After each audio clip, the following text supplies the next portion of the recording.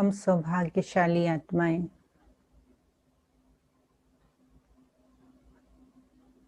जो परमपिता परमात्मा शिव ने ब्रह्मा के माध्यम से हमारी अलौकिक पालना कर रहे हैं।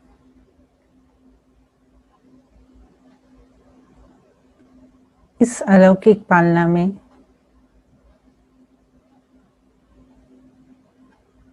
हम ब्राह्मण वत्स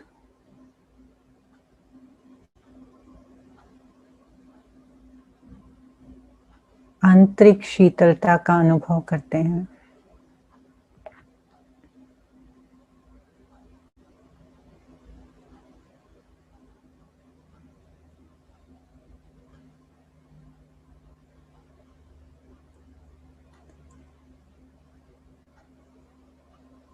जन्म जन्म के विकारों की अग्नि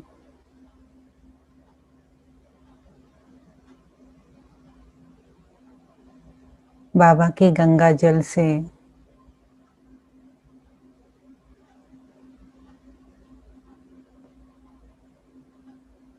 शीतल हो रही है।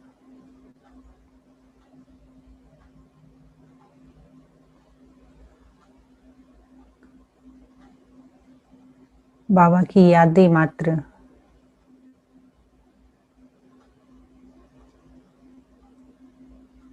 हमें अनोखी शीतलता का अनुभव कराती हैं।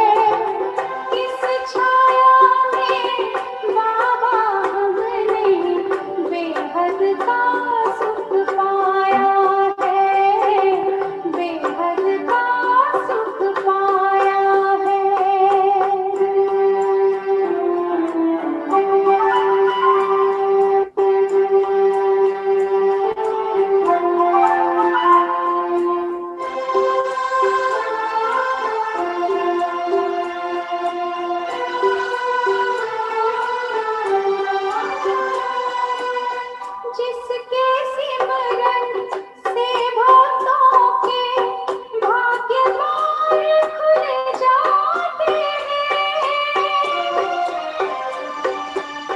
जिसके सिमरन से भक्तों के भाग्य द्वार खुल जाते हैं। एक झलक के दर्शन से ही मन चाहे फल पाते हैं। पास मिला के हमें बिठा के नैनन लाल समाया है। इस छाया में बाबा हमने बेहद का सुख पाया है, बेहद का सुख पाया है। याद तुम्हारी कितनी प्यारी शीतल सी छत्र छाया है। इस छाया में बाबा हमने बेहद का सुख पाया है, बेहद का सुख पाया है।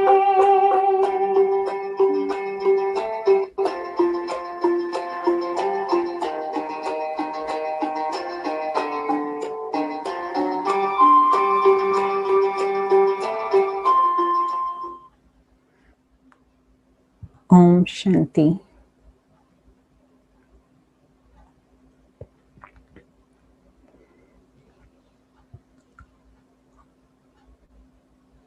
बाबा जो त्याग की मूर्ति थी,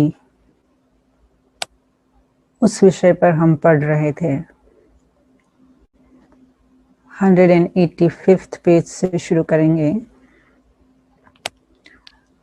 विभिन्न प्रकार की आसक्तियों का त्याग। संसार के लोगों में कई प्रकार की आसक्तियां होती हैं।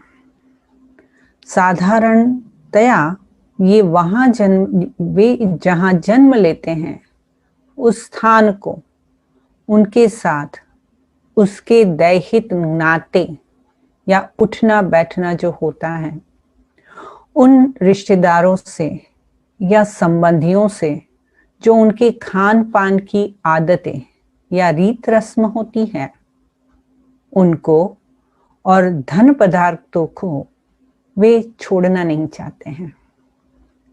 चाहे उनको छोड़ने से जन जन का कल्याण ही क्यों न हो सकता हो, परंतु योगी का तो लक्ष्य ही सर्व आसक्तियों का त्याग, कदम कदम पर सीखना और जीवन को बदलना, आगे बढ़ना, स्वयं को मुड़ने के योग्य बनाना और निरसंकल्प होकर हर परिस्थिति को प्रभु के सदके पार करना होता है। इसीलिए यज्ञवत्स, जिनका लक्ष्य ही पुरानी आदतों और संस्कारों को मिटाकर अब ईश्वरीय ज्ञान और योग के साधन, आदतों और संस्कारों को मिटाकर अब ईश्वरीय ज्ञान और योग के साधन से नए सतयुगी दैवी संस्कारों को बनाना था, वे अपने आप को बदलते गए। अतः इस नए वातावरण में उन्होंने शीघ्र ही स्वयं को नए प्रकार के खान पान तथा जलवायु के अनुकूल परिवर्तित कर लिया। सिंध देश, सिंध के स्वजन परिजन तथा कारणे अकारणे उनसे छूट ही गए थे और अज्ञान काल की अवस्था के रीति रिवाज भी छूट गए थे। अतः अब नए दैवी परिवार में नई बातें सुनते, नए संस्कार, नई मर्यादाएं अपनाते, पुरानी आसक्तियां तथा आदतें छोड़ते और नित्य नया जन्म लेते वे आगे बढ़ रहे थे।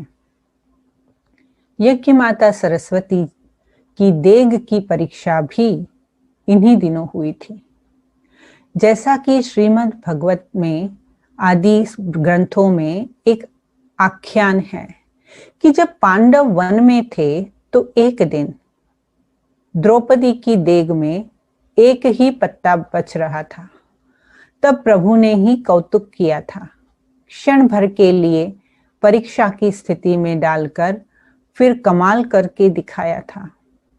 वैसी परिस्थिति भी यज्ञवत्सों को सभी प्रकार से अनुभवी बनाने तथा एक रस अवस्था में स्थित करने के लिए अतीव अल्पकाल के लिए आई थी। जैसे समुद्री जहाज में डोलने पर जहाज पर के चूहे जहाज को छोड़कर भागने लगते हैं तथा जहाज पर के अन्य डरपोक जीव उड़ने लगते हैं, वैसा ही स्वयं प्रभु ने इस ज्ञान स्टीमर को एक बार जोर से हिलोरा दिया ताकि इस स्टीमर में घुसे हुए कुछ मनमौजी जीव, जो कि किसी मंजिल पर जाने के लिए नहीं है बल्कि किसी आसक्ति के वश स्टीमर पर सवार और भार थे, वे इसे हिलता देखकर इसे छोड़ गए। इस प्रकार वह चतुर प्रभु, जो ही इस ज्ञान स्टीमर का कप्तान और खेवनहार था, इस स्टीमर में बैठे यात्रियों को हंसाता, बहलाता, अनुभवी बनाता, बीच बीच में कौतुक करता, भंवर और चट्टानों, लहरों और तूफानों से सभी को भवसागर से पार कराता हुआ लक्ष्य की ओर लेके जा रहा था। अब तो हमारे जीवन का यह नया दौर था और एक सुहावना नया जमाना था, जिसमें कि हम अतीन्द्रिय सुख प्राप्त कर रहे थे, आध्यात्मिक अनुभवों से भी जीवन को संजो रहे थे तथा अलौकिक जन सेवा के लिए तैयार हो रहे थे। अतः हमारा मनवा बोल रहा था, बुद्धि की तार जुट गई है जिसकी ईश से, विकारों से यह हरगिज हराया न जाएगा। रोशन किया चिराग उस शिव ने अब ये, फूंकों से यह चिराग बुझाया न जाएगा। तो बाबा ने कहा था और बाबा ने मुरलियों में भी कहा है कि ये ब्राह्मणों का जाड़ हिलेगा। तो अभी जो चैप्टर में जो बात कर रहे थे ना, तो वो उस वक्त ब्राह्मणों का जाड़ हिला था, क्योंकि निश्चय की परीक्षा थी, शिफ्ट था, देश शिफ्ट हुआ था, संबंधियों को छोड़कर आए थे, परिस्थितियां बदल गई थी, है ना। जो वहां पर जाहो जलाली में बाबा ने पालना की थी और ये जो है वो सिंपल लाइफ जीने की पालना थी। तो वो कनेक्शन में जो है इसके अंदर प्रस्तुति की है कि जो जहाज चलता है, तो आप कहते हैं ना कि जब जहाज डूबने वाला होता है तो चूहे पहले बाहर निकल जाते हैं। तो वही ये वृत्तांत बताता है कि जब ये परिस्थितियां आई तो कितने बाबा के बच्चे बाबा के साथ रहे, और जो भार था, माना जो यज्ञ पे भारी थे, जो भगवान के घर का खाते थे और लेकिन उनका कोई लक्ष्य ऊंचा नहीं था, वो आत्माएं चली गई, तो यज्ञ का भार कम हो गया। तो वो कॉन्टेक्स्ट में वो बात चल रही थी। सोचा था क्या, ब्रह्मा कुमारी चंद्रमणि जी, जो कि ज्ञान सरोवर आबू पर्वत की संचालिका थी, उन्होंने अभी कुछ समय पहले ही शरीर छोड़ा है। वे इस बारे में लिखती हैं, ईश्वरीय विद्या अध्ययन के इस अलौकिक जीवन में सभी यज्ञवत्स यह समझकर चल रहे थे कि अब जबकि हम प्रभु के हो चुके हैं, प्रभु हमें मिल गए हैं, तो उससे डायरेक्ट हम पढ़ रहे हैं तथा लालन पालन भी ले रहे हैं। तो अब हमारे लिए संसार में करने योग्य कोई कार्य ही नहीं रहा है, बल्कि अब तो ईश्वरीय विद्या प्राप्त करते हुए तथा योग तपस्या करते हुए हमें तो अपने देह रूप क्लेवर को छोड़कर परमधाम को जाना है। अब तो हमारे लिए बस केवल यही एक कार्य बाकी रह गया है। अब प्रभु प्राप्ति हो गई है और प्रभु के मधुर चरित्रों के रसास्वादन का सौभाग्य भी हमें प्राप्त हो गया है और हम अतीन्द्रिय सुखमय जीवन में ही चल रहे हैं। तो फिर अब और क्या दौड़ धूप करना बाकी है। परंतु अब यहाँ आबू में आकर हमें ऐसा आभास हुआ कि अब इस अलौकिक जीवन में कोई और अलौकिक पाठ भी शुरू होने वाला है। हमें ऐसा महसूस हुआ कि अब इस अद्भुत सृष्टि नाटक में यह सीन ड्रॉप होकर दूसरे दृश्य के लिए शीघ्र ही पर्दा उठने वाला है और कोई कौतुक होने वाला है। हमें यह भान इसलिए हुआ कि प्यारे बाबा अब हमें नित्य प्रति बताया करते थे कि डॉक्टरों, वकीलों, जजों, व्यापारियों आदि आदि को यह ज्ञान किस प्रकार से तुम्हें समझाना है। यज्ञ में जो जज और वकील थे ही यज्ञ में तो जज और वकील थे ही नहीं। अतः हमने सोचा कि अब शायद बाबा जनता की सेवा के लिए यज्ञ से हमें बाहर भेजना चाहते हैं। तो इस विषय में बाबा सिंध में भी यज्ञवत्सों को प्रशिक्षण दिया करते थे, परंतु अब तो प्रातः काल की ज्ञान मुरली के मधुर स्वर इसी दिव्य सेवा की रीति को ही खोला करते थे। साथ ही बाबा ये भी कहा करते थे, बच्ची, यह जो ज्ञान आपने प्राप्त किया है वो बहुत ही अद्भुत और अनमोल है। यह प्राय लुप्त हो चुका है। जब इस ज्ञान को आप दूसरों को सुनाएंगी तो वे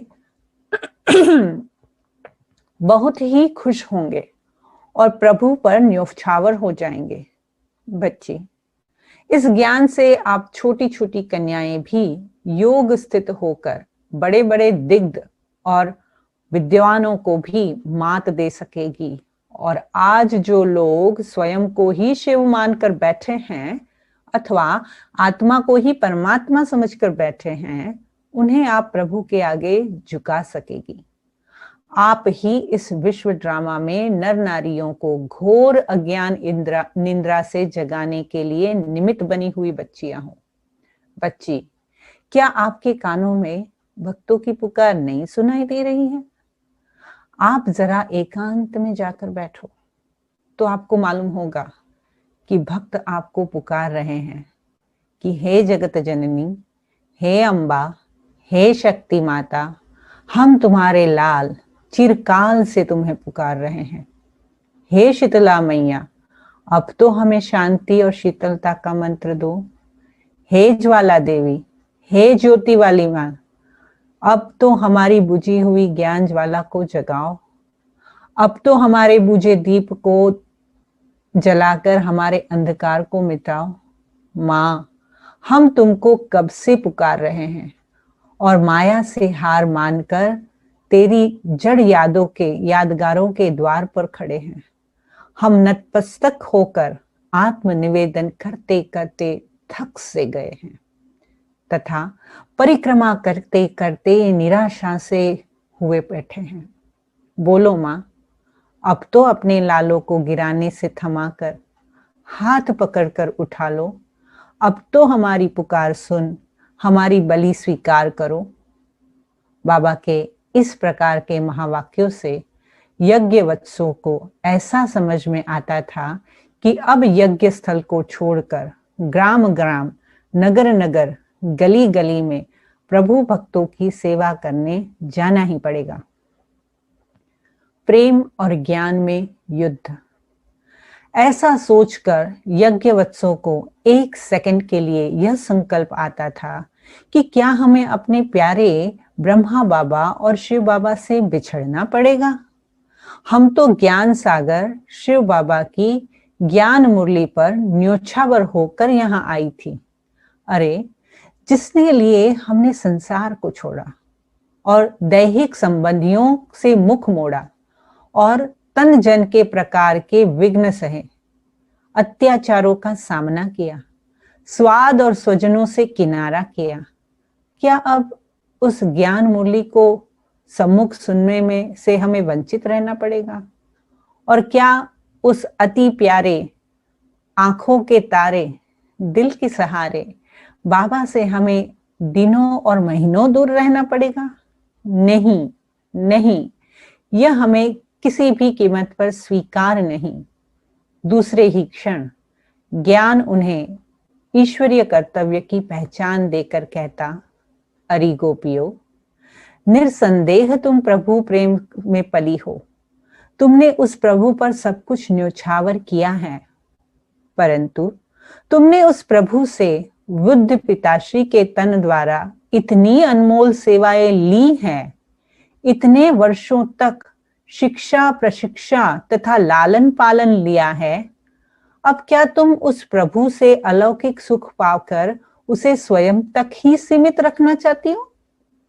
क्या तुम उस ज्ञान सागर से ज्ञान का खजाना पाकर दूसरों को उसमें कुछ भी दान नहीं करोगी?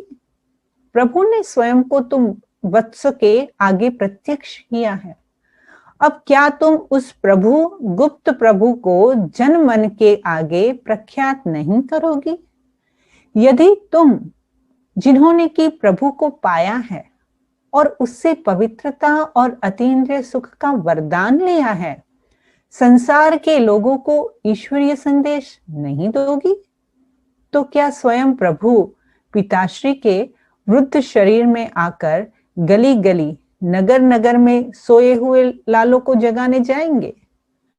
गोपियों, माना कि तुमने प्रभु को पहचाना है, परंतु क्या दूसरों को उस प्रियतम की पहचान नहीं दोगी? क्या आप उस प्रभु प्रेम में ऐसी खोई रहोगी कि भारत के दुखी नर नारियों पर दया नहीं करोगी? इस प्रकार गोप गोपियों तथा अथवा यज्ञवत्सों के मन रूपी मैदान में प्रेम और ज्ञान के बीच संग्राम चलता था। इधर बाबा की मुरली में प्रतिदिन यही शिक्षा स्पष्ट रूप से मिलने लगी कि बच्ची, आपने ज्ञान तो पाया ही है, 14 वर्ष तक आपको योग तपस्या भी कराई है। अब आप ज्ञान गंगाएं बनो और अपनी योग की शक्ति की ज्वाला दिखाओ। जो सीखा है उसका सबूत दो। जिसने इस ज्ञान को स्पष्ट रूप से सीखा होगा वह दूसरों को भी इसे स्पष्ट रूप से समझा सकेगा। अतः अज्ञातवास अथवा वनवास का समय अभी पूरा हुआ। हॉस्टल में रहने का समय भी अभी समाप्त हुआ। संसार में कोई भी पाठ सदा एक जैसा नहीं चलता है। अब आप सोए हुए को जागर उठाओ, जगाओ। बाबा कहते हैं, बच्ची, यह अश्वमेघ अविनाशी ज्ञान यज्ञ है। इस अश्वमेघ यज्ञ से थोड़े निकलेंगे और विश्व की परिक्रमा करेंगे। शास्त्रों में इस बात का धुंधला सा उल्लेख भी है कि अश्वमेघ यज्ञ से घोड़े निकले थे और उन्होंने राजा विराट को जीता था। वह आपके कर्तव्य का ही तो गायन है। आप ही तो इस अश्वमेघ यज्ञ से निकले हो। अतः अब आप जाकर ज्ञान की शंख ध्वनि करो और दिग्विजय करो। आपको यह तो ईश्वरीय वरदान मिला ही हुआ है कि अंत्य विजय आपकी ही होनी है। आपकी ज्ञान गजगोर से भारत की जनता जागेगी और एक दिन आएगा जब आपकी उच्च धारणा का जयगान होगा। कभी बाबा कहते, बच्ची, बाबा आए हैं दैवी घराने की पुनः स्थापना करने के लिए। अन्य जो धर्म स्थापक अपना अपना धर्म वंश स्थापक करते हैं, उन्हें घराने की आत्माएं तो परम धाम से आकर साकार होती हैं और इस प्रकार उनके वंश की वृद्धि होती है। परंतु दैवी धर्म की पुनः स्थापना का कार्य उनके कार्य से बड़ा न्यारा है। आपके दैवी धर्म की तो सभी आत्माएं इस पृथ्वी पर है, परंतु स्वयं को भूलकर विकारी एवं पतित बन चुकी हैं। अतः आपने तो इन्हें अपने धर्म और कुल की स्मृति दिलाने का कार्य करना है और उन्हें पावन बनाकर फिर से दैवी देवता बनने का लक्ष्य देना है। बच्ची, यह तो सत्ययुगी दैवी स्वराज्य स्थापित हो रहा है। उसके लिए राजा प्रजा सभी देवी देवता ही चाहिए। उन आने वाले स्वराज्य में राजा महाराजा वे बनेंगे जो अपनी प्रजा बनाएंगे, अर्थात जो दूसरी आत्माओं को भी ईश्वरीय ज्ञान द्वारा पतित से पावन अथवा मनुष्य से देवता बनाने की अलौकिक सेवा करेंगे। ऐसे सर्विसेबल बच्चे ही मुझे अति प्रिय हैं। यूं तो आप सभी मुझे बहुत प्रिय हो, परंतु आप में से ज्ञानी आत्मा तो मुझे अति प्रिय है, क्योंकि ज्ञानी दूसरों को भी अपने समान बनाने की ऊंच सेवा करता है। अतः बच्ची, आपने जो पढ़ा है अब जाकर दूसरों को पढ़ाओ। इन युक्तिपूर्ण मधुर मुरलियों से बाबा सभी वत्सों को अब ईश्वरीय सेवा अर्थ जानने के लिए प्रेरित करते थे। इन महावाक्यों को सुनकर तथा समय और परिस्थिति को देखकर यज्ञवत्स समझते थे कि अब ईश्वरीय प्रेम के मीठे बंधन को न चाहते हुए भी ढीला तो छोड़ना ही पड़ेगा और अब कर्तव्य क्षेत्र पर उतरना ही होगा। जिन्हें एक घड़ी का बिछुड़ना भी पहले असह्य होता था, अब उनके मन में आवाज उठी कि अब ईश्वरीय सेवा अर्थ उस अति प्यारे पिता द्वारा पढ़ी विद्या की झलक लोगों को देने के निमित्त अथवा सुखदाता सर्व के सहारे प्रभु का यह संदेश देने के लिए अभी हमें जाना ही होगा। पाप की गठरी शिष्य पे आए गया है काल, माया रावण कर रहा है आज मुझे बेहाल। आज तुझे बेहाल स्वयं शिव आया है, दर दर भटक रहे मानव को सहज योग सिखाया है। गृहस्थ जीवन कमल पुष्प सा वह आज बनाते, परम पिता शिव ज्ञान योग की राह दिखलाते। रात अंधेरी दुख की रही कैल की बीती, ज्योति रूप भगवान से अब कर लीजिए प्रीति। अब कर लीजिए प्रीत ज्ञान सागर सुखकारी।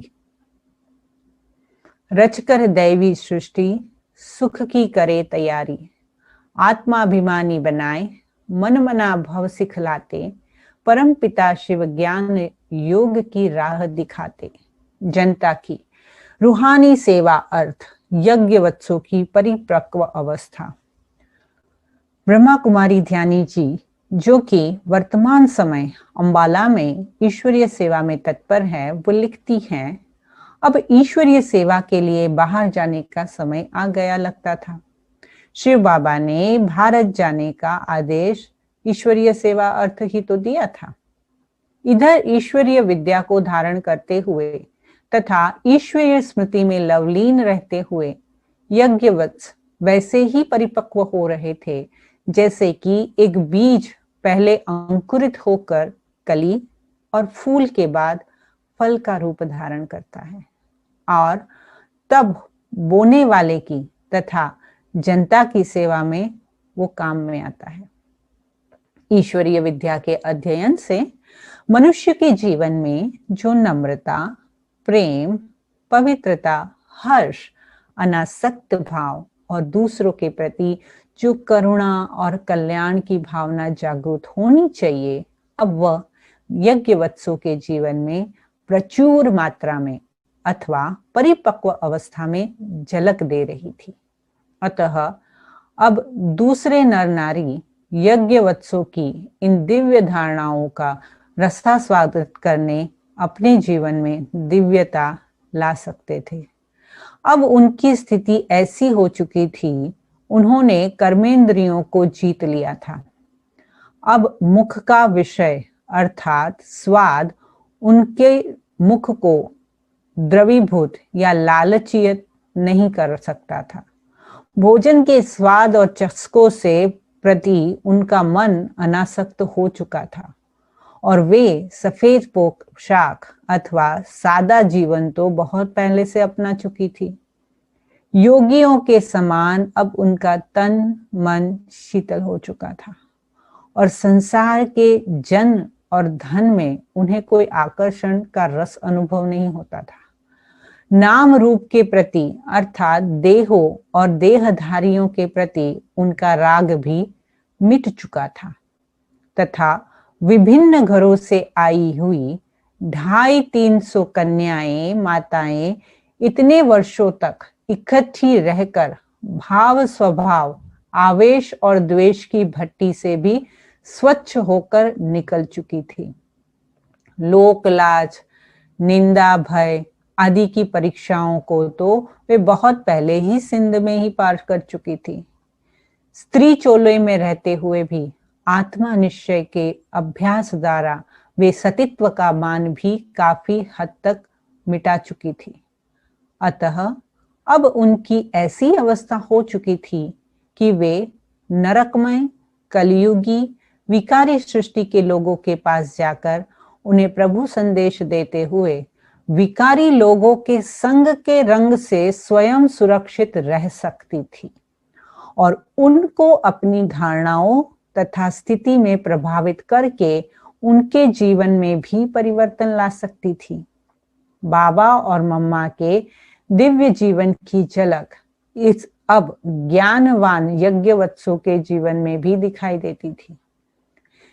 जैसे सागर का जल सूर्य के प्रकाश और ताप के फलस्वरूप उड़कर आकाश में मेघ रूप धारण कर पर्वतों पर मंडराता है और फिर मैदानों में जाकर वर्षा करता है तथा भूमि को हरा भरा कर देता है और जन जन को सुख और खुशी देता है, वैसा ही समय अब आ गया था।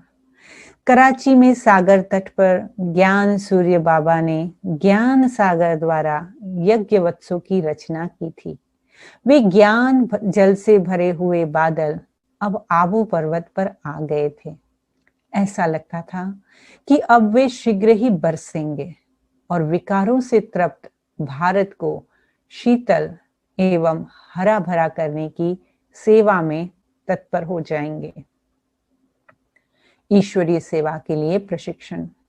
ब्रह्मा कुमारी शांतामणि जी, जो कि वर्तमान समय शांतिवन आबू रोड की संचालिका हैं, वो लिखती हैं, यूं तो बाबा ने हैदराबाद तथा कराची में भी इस बात का प्रशिक्षण दिया था कि नए जिज्ञासुओं को कैसे समझाना है और क्या समझाना है। विशेष करके कराची में बाबा ने 4 प्रकार से मनुष्य आत्माओं की ज्ञान सेवा करने की ट्रेनिंग दी थी। एक तो बाबा ने रूप और बसंत के बीच संवाद बनाने अथवा ब्रह्मा कुमारी और भूला भाई के बीच वार्तालाप बनाने की ट्रेनिंग दी थी।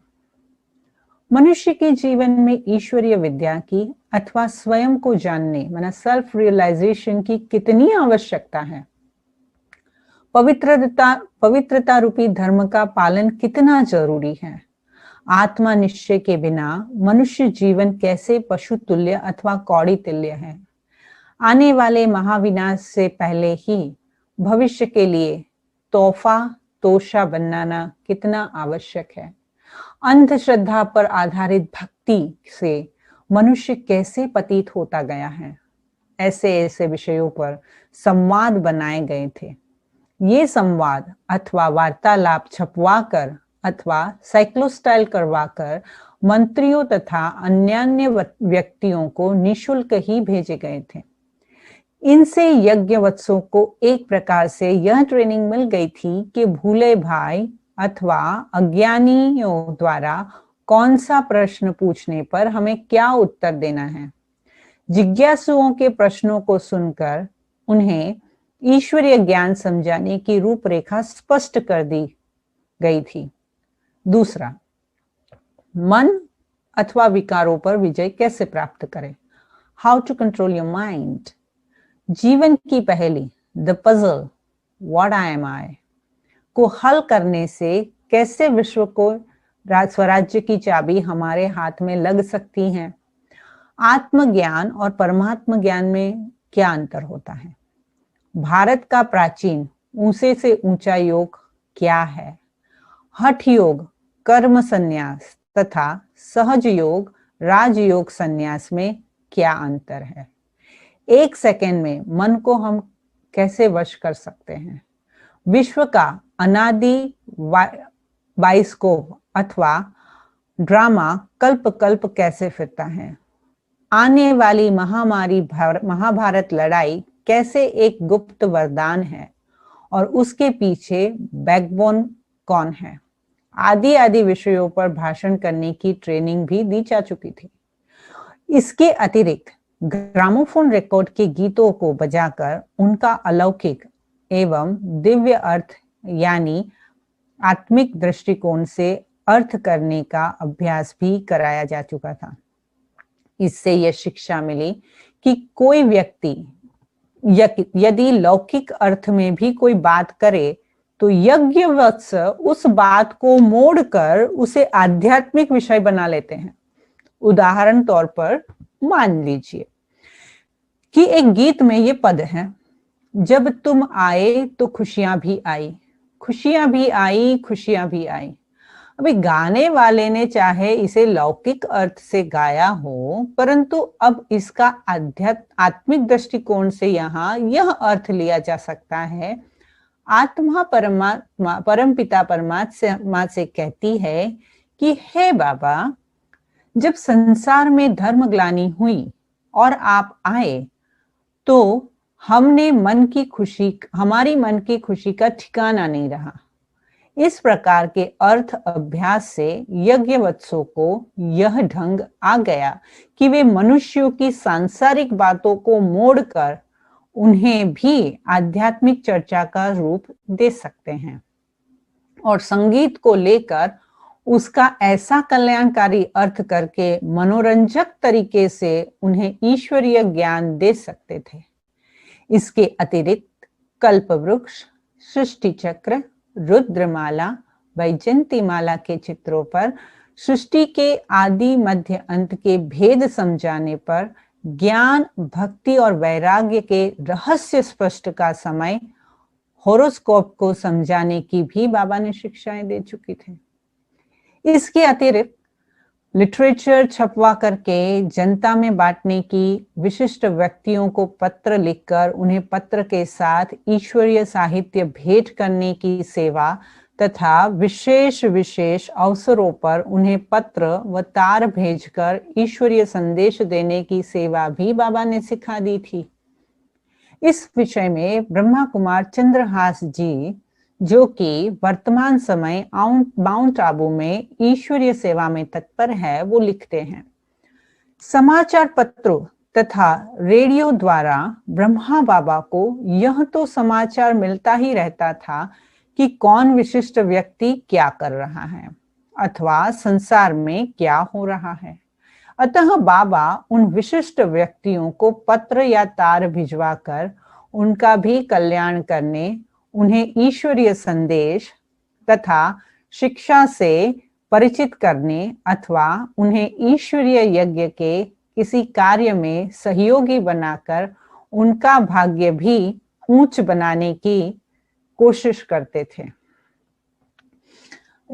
हंसी की बात है क्योंकि जो बाबा ने ये बुक में लिखा है ना, तो अभी दोपहर में मैं थोड़ा रेस्ट कर रही थी, तो नैप ले रही थी, तो मेरी तुरंत ही आंखें खुल गई।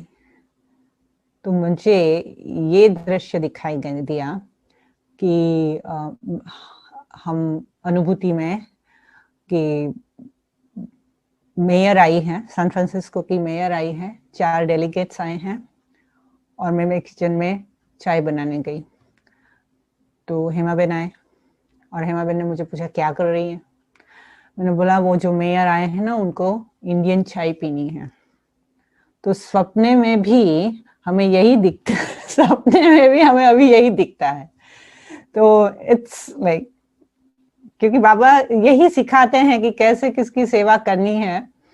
तो उदाहरण के तौर पर जब ओम मंडली हैदराबाद में थी तो ब्रह्मचर्य आपने स्वप्न किया तो आप करके ही रहेंगी, मुझे पूरा गारंटी है।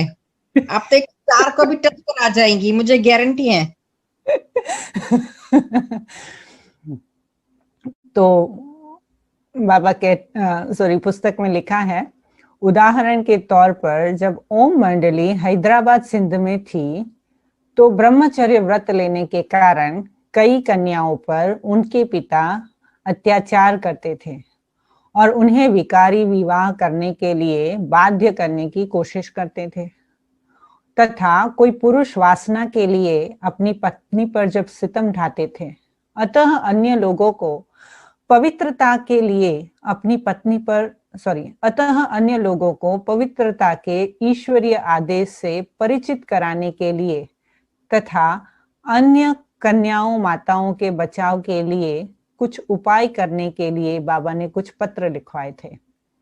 उनमें से एक पत्र पशुओं पर होने वाले अत्याचार की रोकथाम की संस्था state prevention of cruelty to the animals की प्रधान मिस आर पिगॉट को 23 जुलाई 1938 को भेजा गया था। उसमें बताया गया था कि किस प्रकार 15 वर्षीय कन्या गोपी को उसके संबंधियों ने एक कमरे में 4 दिन ताले में बंद रखा और उसे खाना नहीं दिया, और उस कन्या के भाई ने उसे बहुत ही निर्दयता से मारा। इस प्रकार पत्र लिखकर प्रधान मिस पिगट को कहा गया कि पशुओं की तो बात एक और रही, मनुष्यों पर देखो कितने अत्याचार हो रहे हैं। इसके साथ ही उसे सुझाव दिया गया कि मनुष्य जाति पर हो रहे अत्याचारों की रोकथाम के लिए भी कोई कदम उठाना चाहिए, और कि अगर उनकी संस्था केवल पशुओं पर होने वाले अत्याचार की रोकथाम के लिए ही कार्य कर रही है, तो एक दूसरी संस्था बनानी चाहिए जो कि मनुष्य जाति पर हो रहे अत्याचार को रोकथाम के बारे में कुछ ठोस कार्य करे। और फिर से ये सब जो ह्यूमन राइट्स जो वगैरह हुआ वो बाद में शुरू हुआ ना। महात्मा गांधी, रविंद्रनाथ टैगोर तथा चक्रवर्ती राजगोपालाचार्य आदि के नाम पर पत्र, तार और प्रवचन। बाबा ने महात्मा गांधी जी को वर्धा में तथा कविराज रविंद्रनाथ टैगोर जी को भी एक पत्र से संलग्न करके 2 ज्ञान मुरलियों प्रवचनों की प्रतियां भेजी थी। उन प्रवचनों में तत्कालीन परिस्थितियों पर तथा आने वाले समय पर प्रकाश डाला था, और वास्तविक स्वतंत्रता कैसे प्राप्त हो सकती है तथा स्वानुभूति की कितनी आवश्यकता है और समाज में नारी का क्या स्थान होना चाहिए, उस बारे में भी ईश्वरीय महावाक्यों का उल्लेख था। महात्मा गांधी जी उन दिनों सत्याग्रह, अनशन और सिविल नॉफरमानी,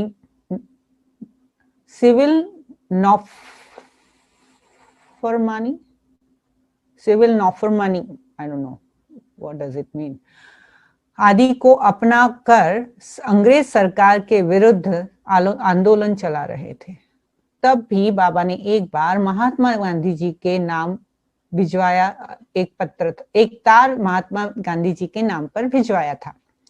उस तार की प्रति चक्रवर्ती राजगोपालाचार्य जी को और आचार्य कृपलानी जी को तथा भोला भाई देसाई जी को भी भेजी गई थी, और उस तार में लिखा गया था कि प्यारे गांधी जी, अनशन और सिविल नॉफरमानी आदि हठयोग के विभिन्न रूप है।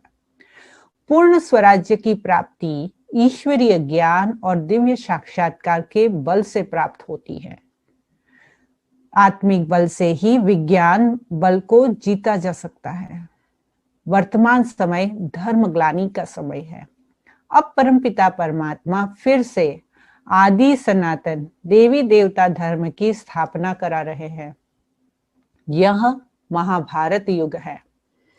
बाबा ने केवल भारत के राजनैतिक नेताओं तथा विशिष्ट एवं सामान्य लोगों को परमपिता परमात्मा के अवतरण की तथा सतयुग की हो रही स्थापना और कलयुग के होने वाले विनाश के बारे में संदेश दिया, बल्कि उन्होंने अंग्रेज सरकार के अधिकारियों को भी अभय होकर स्पष्ट शब्दों में यह सत्यता बताई, ताकि कल को कोई ये उलाहना न दे कि प्रभु इस सृष्टि में आया परंतु हमें सूचना भी नहीं मिली, और हमें उस परमपिता ने निमंत्रण भी नहीं दिया। इस कर्तव्य की पूर्ति के लिए बाबा ने इंग्लैंड की प्रिंसेस एलिजाबेथ को बकिंघम पैलेस लंदन के प्रति भी पत्र भिजवाए। देखिए तो, यज्ञ माता द्वारा लिखवाए गए एक पत्र के निम्नलिखित पंक्तियां, ये तार जो भेजी गई थी, एक तार जो थी वो 5 मई 1939 को भेजी गई थी, और वो जो पत्र भेजा गया था वो मम्मा ने भेजा था 15 मार्च 1939 को। कितना स्पष्ट संदेश मम्मा ने लिखा था। प्रिय बहन, जो क्वीन एलिजाबेथ को लिखा था, प्रिय बहन, इस पत्र के साथ मैं आपको स्वानुभूति के विषय पर कुछ प्रवचन संलग्न ये करके भेज रही हूँ। हमारे यहाँ के अनेक भाइयों और बहनों ने दिव्य दृष्टि द्वारा साक्षात्कार किया है कि निकट भविष्य में सृष्टि पर महासंकट की घड़ी आने वाली है। अब तब आत्मिक बल वाले लोग ही उस भयावह स्थिति का सामना कर सकेंगे और बच सकेंगे। आत्मिक बल, विज्ञान बल अथवा अन्य सब प्रकार के बल से उच्च है और उन पर विजय पा सकने का हमारे में सामर्थ्य है। अभी जो विश्व युद्ध होने वाला है उसका परिणाम उन सभी के लिए निराशाजनक होगा जो कि इस आत्मानुभूति के लिए पुरुषार्थ नहीं करते हैं और अपने सच्चे धर्म की रक्षा नहीं करते हैं।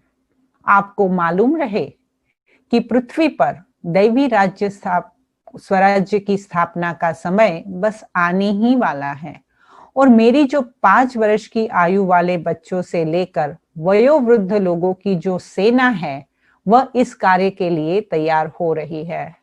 इस अहिंसक सेना के विरुद्ध लोग बहुत शोर मचा रहे हैं।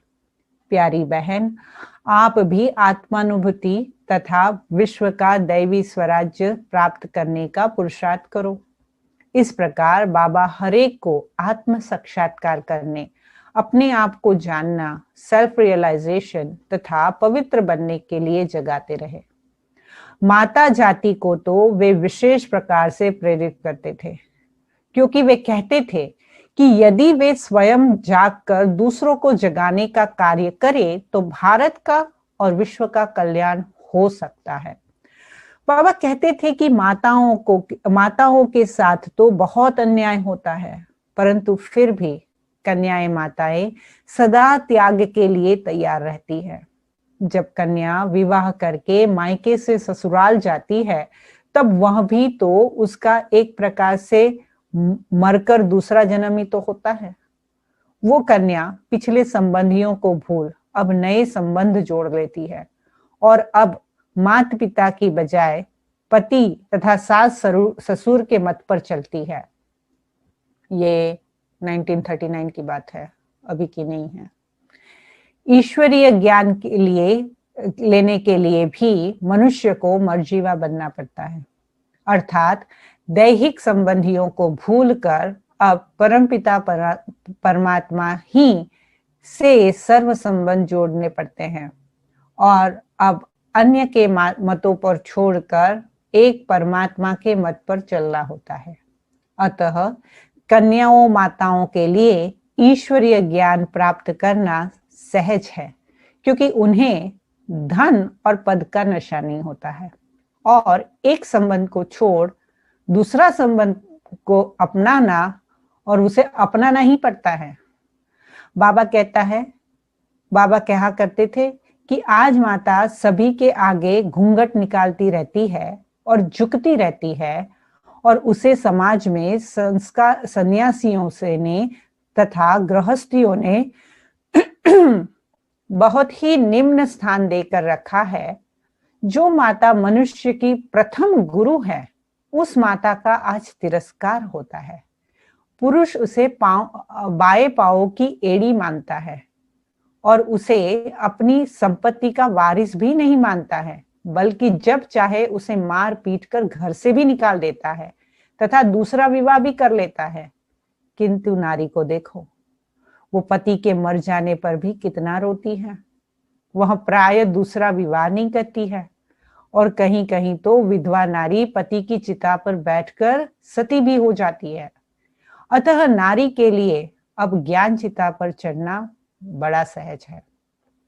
सन्यासी लोग नारी को जीते जी विधवा बनाकर घर छोड़कर जंगल में चले जाते हैं और फिर उपदेश करते हैं कि पति ही नारी का गुरु भी है और परमेश्वर भी है। इस प्रकार माताओं का तिरस्कार होता देखकर बाबा को उनके उत्थान के लिए सदा ध्यान रहता था।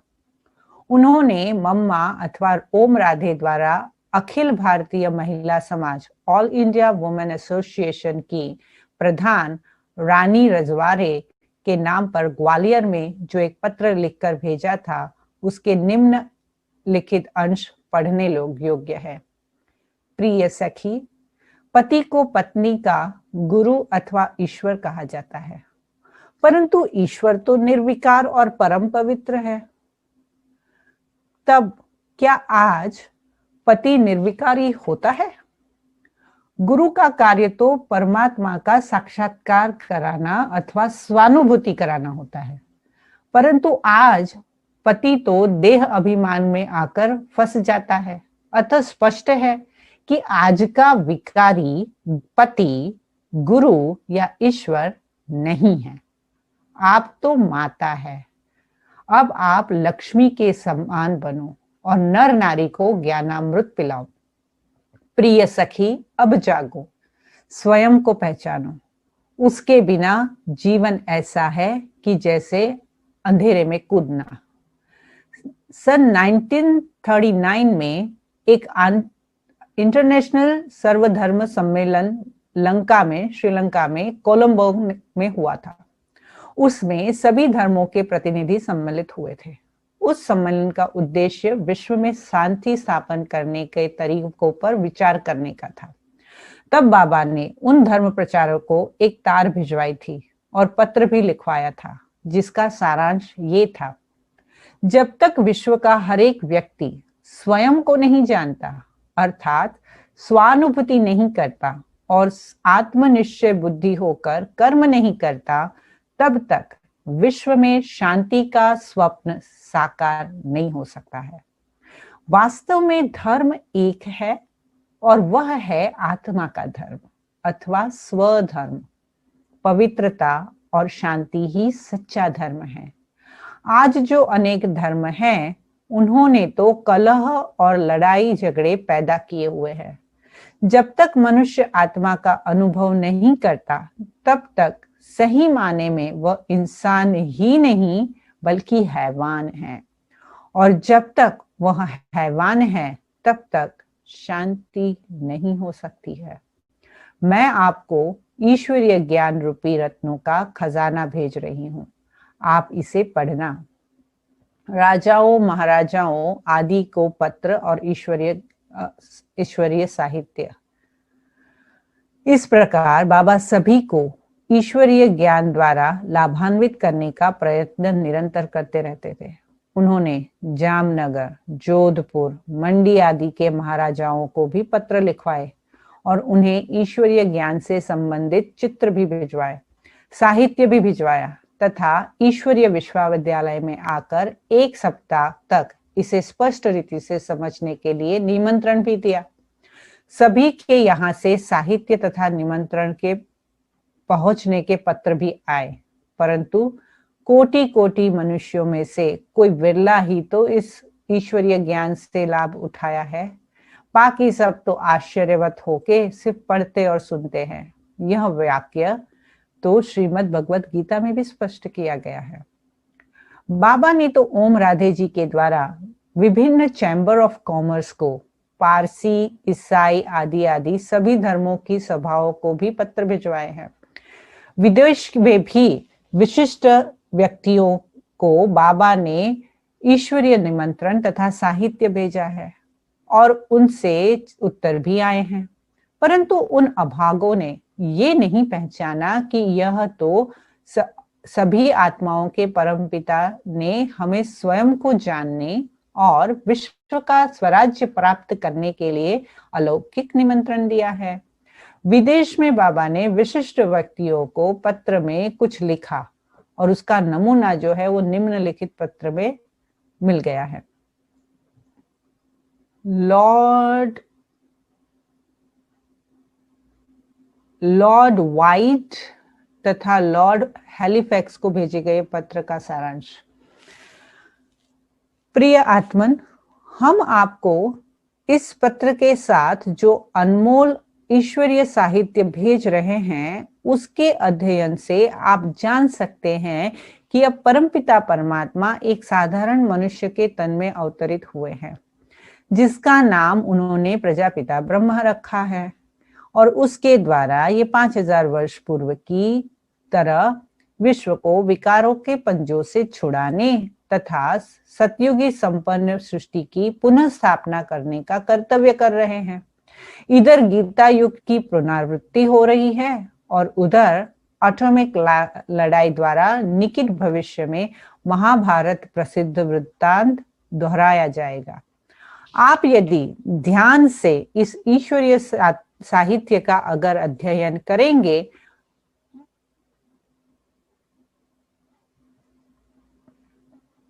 तो आपको विश्व के इतिहास के आदि मध्य अंत का ज्ञान हो जाएगा, वर्तमान काल का भी यथार्थ बोध हो जाएगा और संभवतः आप अपने धर्म पिता का भी साक्षात्कार कर लेंगे।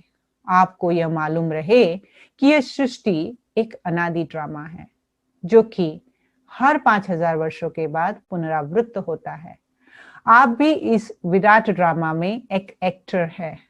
मैं आपको निमंत्रण देती हूं कि आप इस अनमोल अविनाशी ज्ञान को बिना कौड़ी खर्चे आकर स्पष्ट रीति से प्राप्त कीजिए।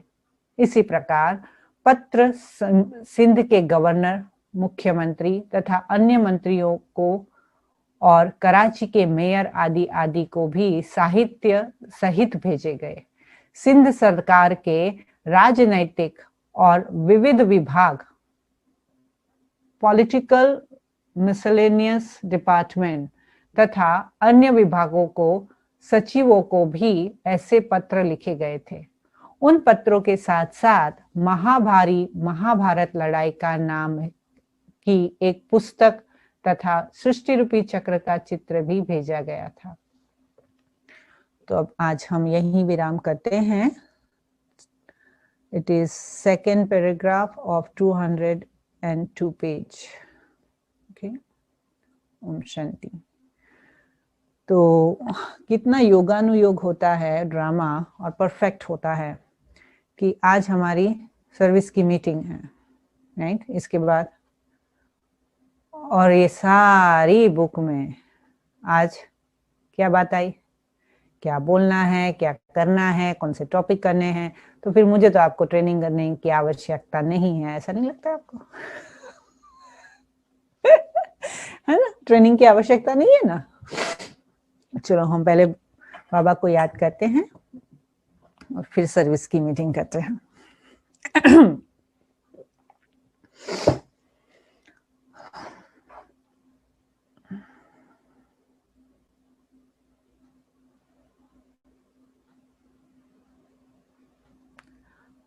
आज तक कभी ऐसे शब्द मनुष्य ने नहीं सुनाए जो बाबा ने सुनाए। बाबा ने हमारे मन की स्थिति को कितना ऊंच पहनाया। बाबा ने हमें विश्व के उद्धार करने वाली जगत माता का टाइटल दिया है। मैं स्वयं की जगत माता की शक्ति को इमर्ज करती हूँ।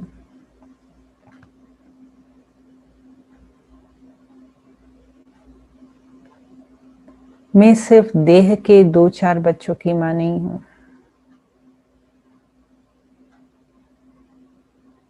लेकिन मैं विश्व की माँ हूं।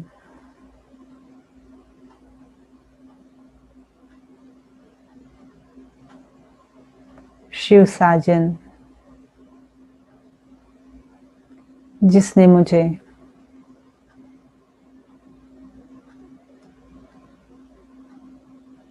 अपने बेहद के परिवार की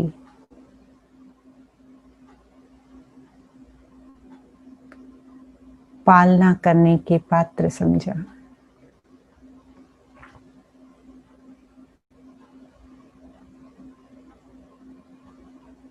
विश्व की हर एक आत्मा की पुकार मेरे कानों में गूंज रही है।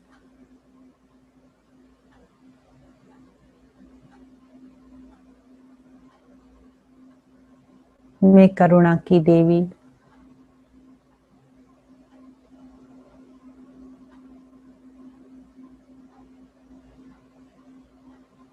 मैं पवित्रता की देवी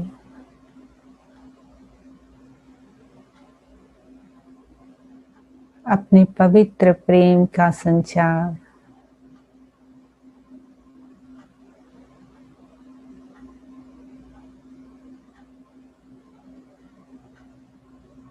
और त्याग का जल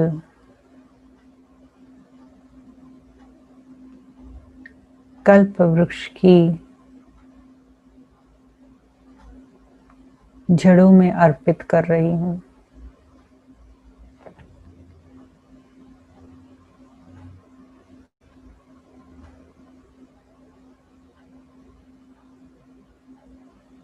बेहद के ब्राह्मण परिवार का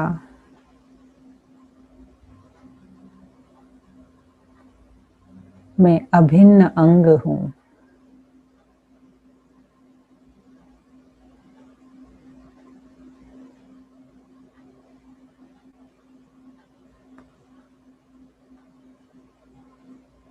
मेरा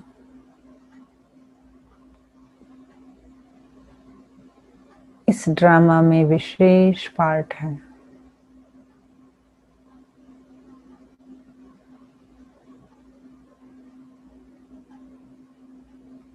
मेरा ईश्वरीय जन्म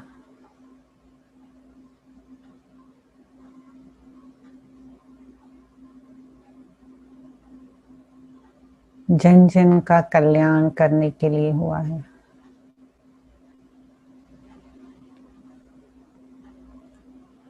मेरा ईश्वरीय जन्म जन जन का कल्याण करने के लिए हुआ है।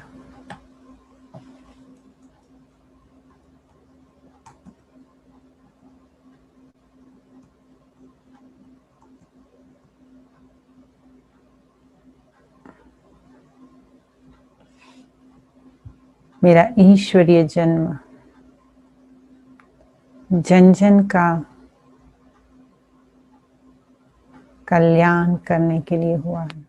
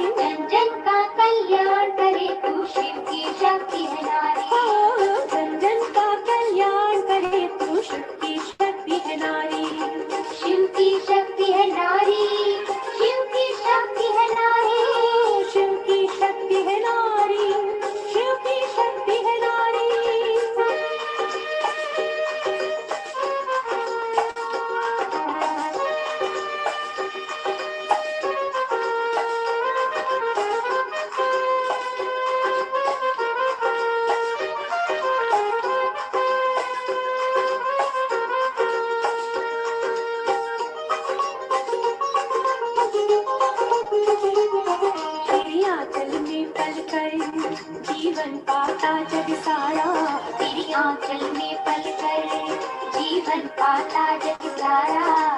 तेरी कठिन तपस्या से तो महाकाल भी हारा।